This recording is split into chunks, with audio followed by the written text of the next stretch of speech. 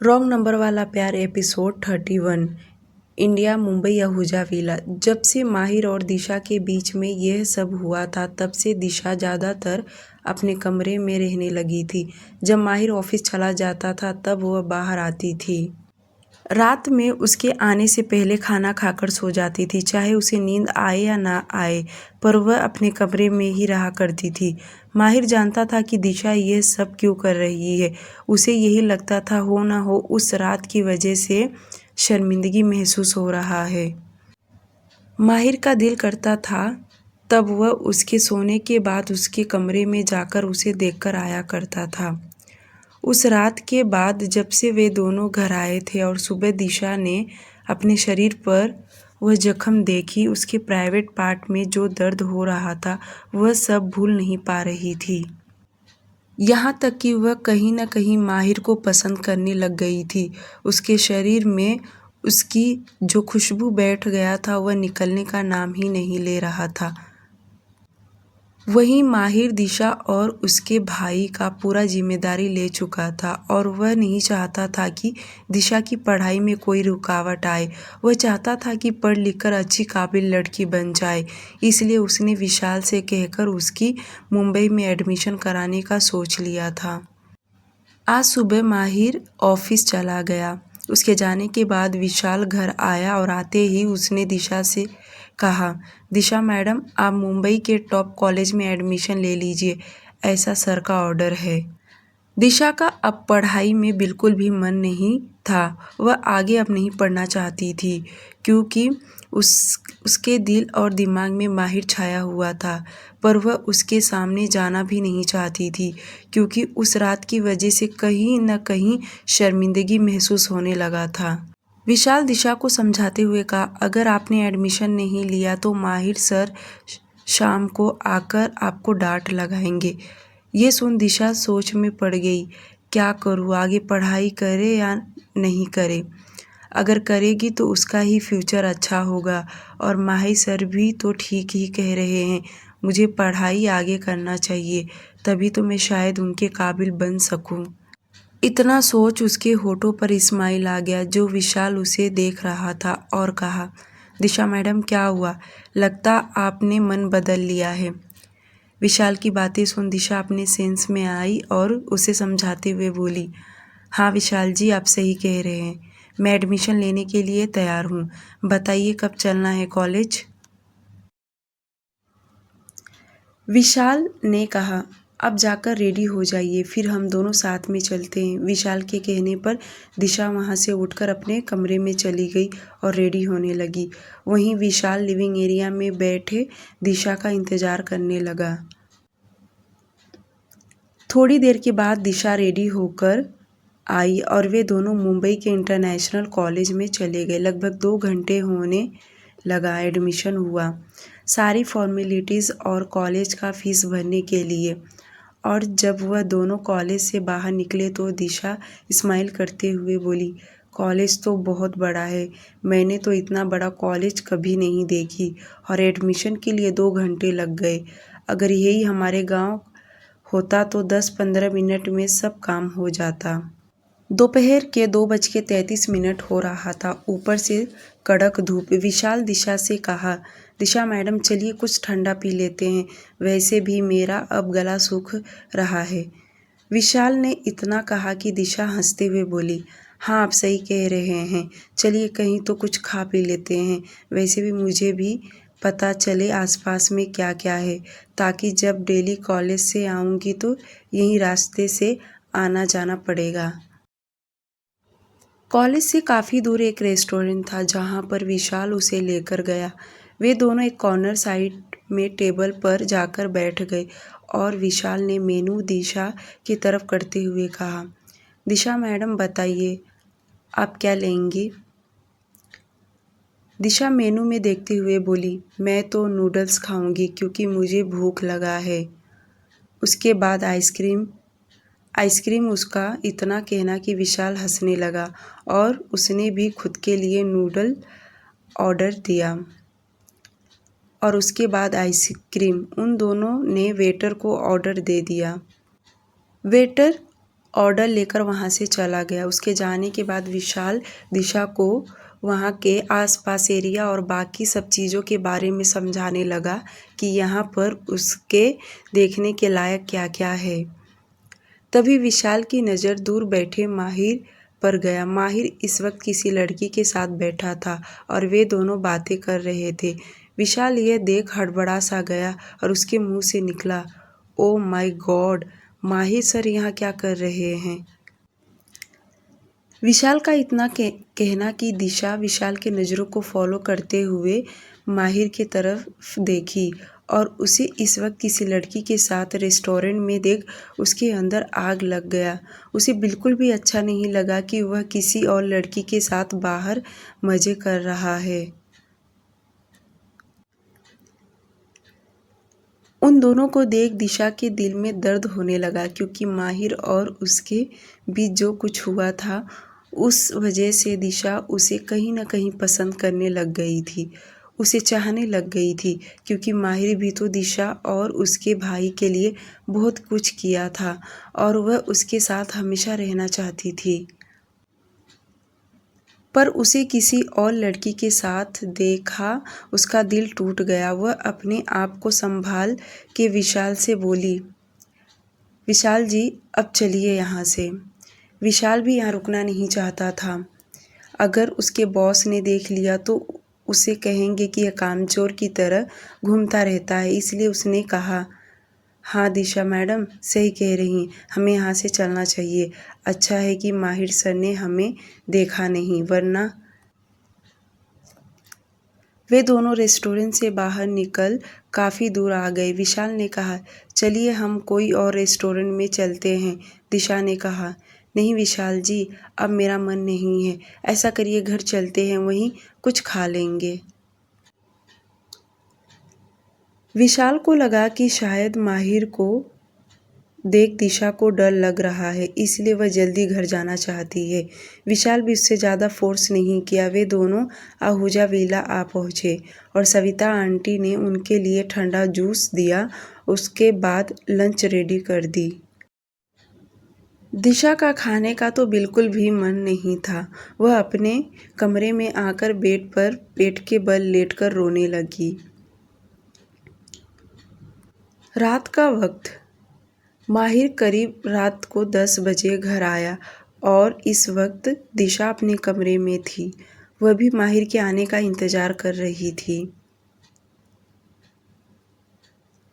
माहिर आते ही पहले अपने कमरे में फ्रेश होने चला गया। फ्रेश होकर वह नीचे आया।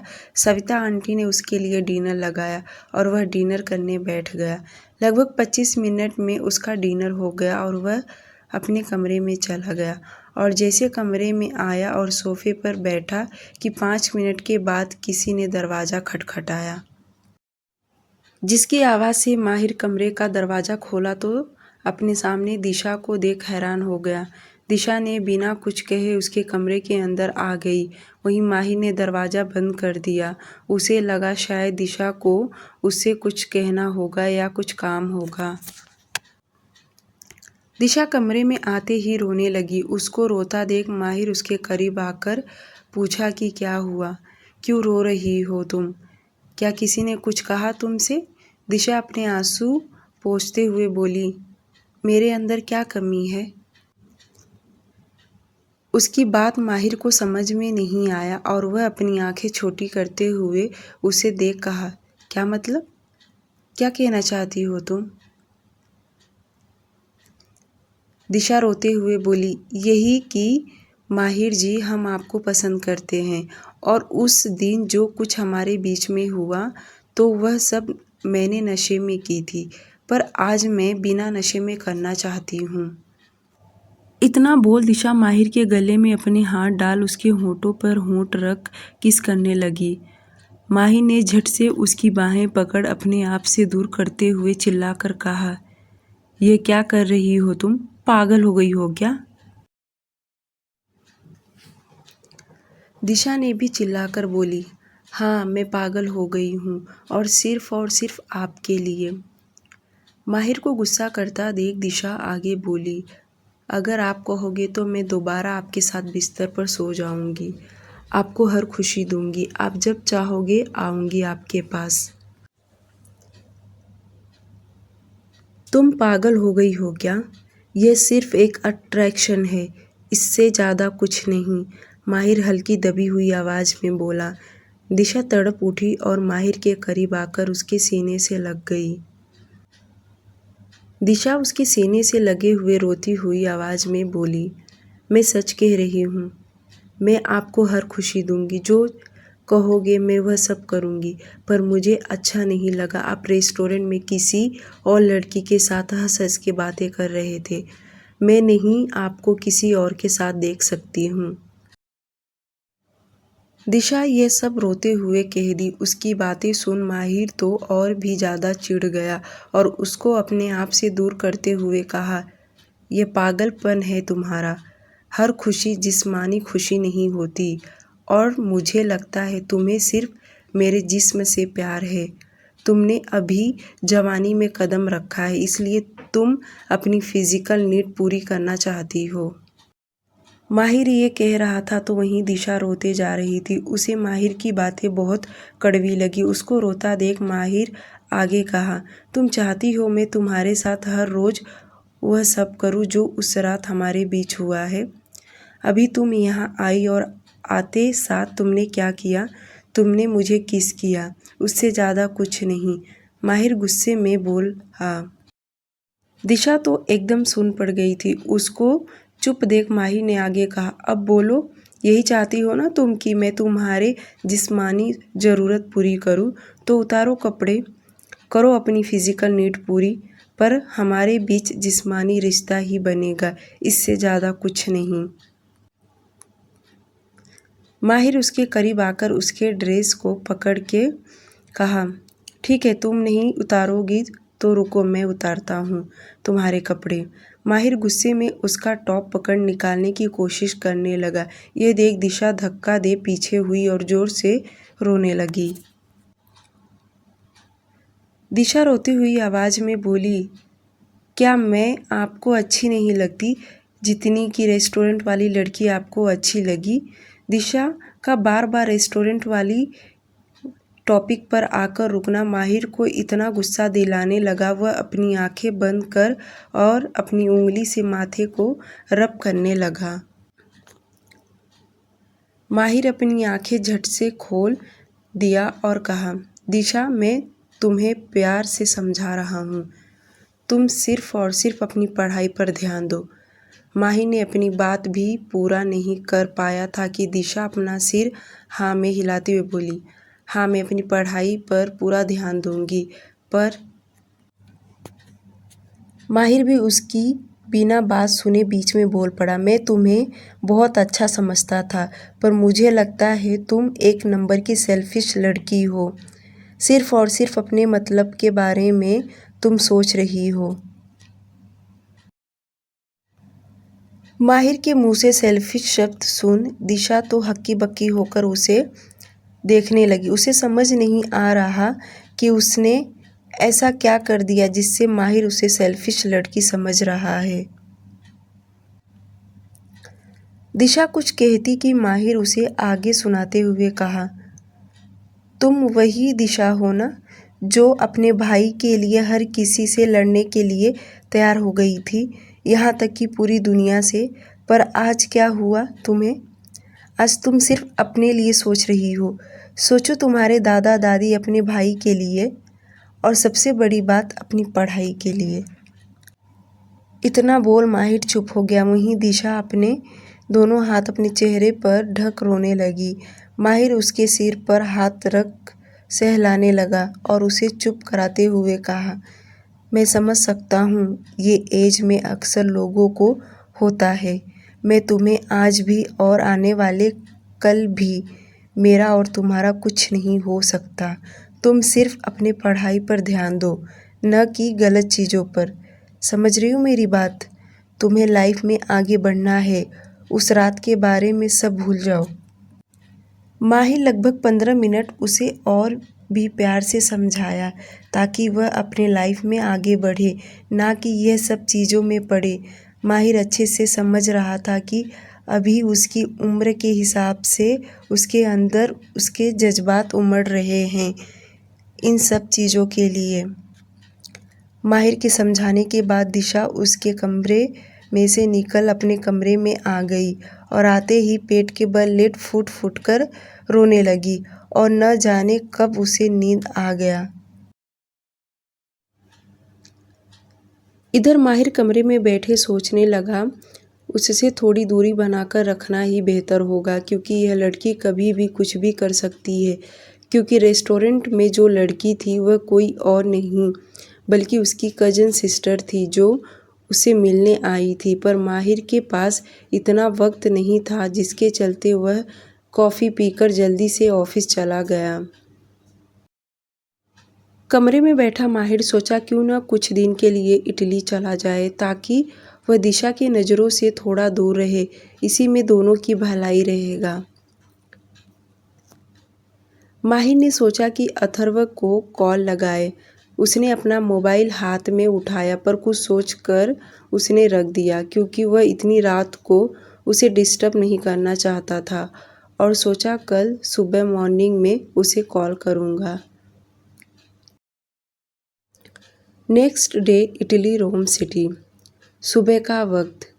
लुसिया और एंटोनियो के लिए हिंदी टीचर उनको टीचिंग देने लगी क्योंकि अथर्व का कहना था कि बहुत जल्द वे दोनों हिंदी सीख जाए क्योंकि विला में 2 ही लोग हिंदी बोल पा रहे थे, बाकियों को तो सिर्फ इंग्लिश या स्पेनिश लैंग्वेज ही आता था। अथर्व और शगुन नीचे डाइनिंग टेबल पर आकर ब्रेकफास्ट करने लगे। ब्रेकफास्ट करने के बाद अथर्व शगुन के माथे पर चूमते हुए कहा, अच्छे से रहना, कोई भी गलती मत करना वरना तुम्हें पता है। उसकी बातें सुन शगुन ने भी अपना सिर हाँ में हिला दी और अथर्व वहाँ से चला गया। उसके जाने के बाद शगुन लुसिया के साथ विला में घूमने लगी ताकि उसे कहीं से मोबाइल या फ़ोन मिल जाए ताकि वह अपने घर पर बात कर सके। विला के अंदर हर जगह कैमरे लगे थे। कहीं कहीं तो हिडन कैमरा था जो सिर्फ अथर्व, तेजा और एंटोनियो को ही पता था और जो कैमरा दिख रहे थे वह सभी सर्वेंट गार्ड्स को पता था। कैमरा तो पूरे विला में था पर जो किचन का एरिया था वहाँ पर दरवाजे पर ही कैमरा लगा था। किचन में आधे से ज़्यादा हिस्से का एरिया कैमरे में कैच नहीं हो पा रहा था। ये बात किचन के शेफ को भी पता था, जिसके चलते वे लोग फ्री टाइम में जिधर का कैमरा नहीं दिखाई देता था उधर वे सब गप्पे शप्पे लगाते बैठते थे। और उनके साथ एक हाउस कीपिंग भी थी जो सिर्फ किचन के बर्तन ही धोया करती थी क्योंकि उसकी उम्र लुसिया से भी ज़्यादा था और उसे जॉब की बहुत ज़रूरत था, इसलिए एंटोनियो ने उसे जॉब पर रख लिया था। वह किचन से बाहर नहीं निकलती थी, किचन में ही रहा करती थी। सिर्फ सोने के लिए वह क्वार्टर में जाया करती थी। शगुन लगभग बहुत देर तक पूरी तरह घूमती रही पर उसे मोबाइल मिल पाना नामुमकिन रहा और उसे ये बात पता था कि मोबाइल मांगने से तो कोई उसे देगा नहीं क्योंकि ये सारे लोग अथर्व के आदमी हैं, तो उसको कहीं न कहीं मोबाइल चुराना ही पड़ेगा, तभी जाकर वह अपनी फैमिली से बात कर सकती है। आज के दिन तो वह नाकामयाब रही पर वह हार मानने वालों में से नहीं थी। उसे अब अपने लिए लड़ना ही पड़ेगा। वहीं दूसरी तरफ वेस्ट बंगाल, कोलकाता। श्याम जी अपनी दुकान में बैठे थे। वह डायरी ले कुछ हिसाब किताब देख रहे थे। तभी मोटरसाइकिल पर लड़का आया और आते ही लाइट बिल का उन्हें दे आगे चला गया।